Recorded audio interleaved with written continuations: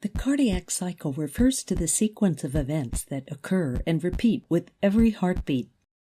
It can be divided into two major phases, systole and diastole, each of which subdivides into several smaller phases.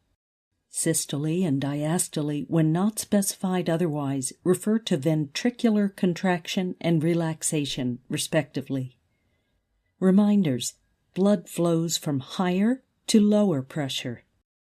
Contraction increases the pressure within a chamber, while relaxation lowers the pressure. AV valves open when atrial pressures are higher than ventricular pressures and close when the pressure gradient is reversed. Similarly, semilunar valves open when ventricular pressures are higher than aortic pulmonary pressures and close when the reverse is true. The cycle is initiated with the firing of the SA node that stimulates the atria to depolarize. This is represented by the P wave on the ECG. Atrial contraction starts shortly after the P wave begins and causes the pressure within the atria to increase, forcing blood into the ventricles. Atrial contraction, however, only accounts for a fraction of ventricular filling, because at this point the ventricles are already almost full due to passive blood flow down the ventricles through the open AV valves. As atrial contraction completes, atrial pressure begins to fall, reversing the pressure gradient across the AV valves, causing them to close. The closing of the AV valves produces the first heart sound, S1, and marks the beginning of systole. At this point, ventricular depolarization, represented by the QRS complex, is halfway through, and the ventricles start to contract, rapidly building up pressures inside the ventricles. For a moment, however, the semilunar valves remain closed, and the ventricles contract within a closed space. This phase is referred to as isovolumetric contraction, because no blood is ejected and ventricular volume is unchanged.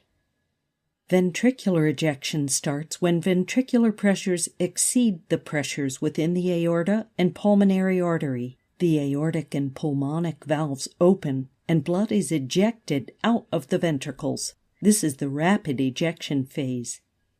As ventricular repolarization, reflected by the T wave, begins, ventricular pressure starts to fall, and the force of ejection is reduced. When ventricular pressures drop below aortic and pulmonary pressures, the semilunar valves close, marking the end of systole and beginning of diastole. Closure of semilunar valves produces the second heart sound, S2.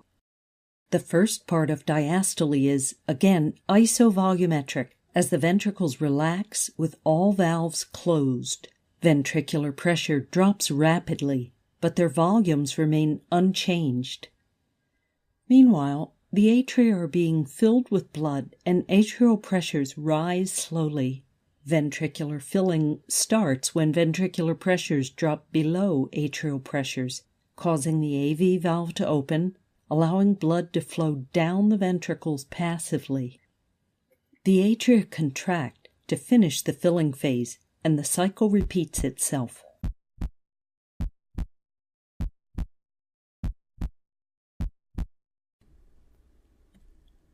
Thank you for watching. Please feel free to suggest a topic you want us to cover by leaving a comment below.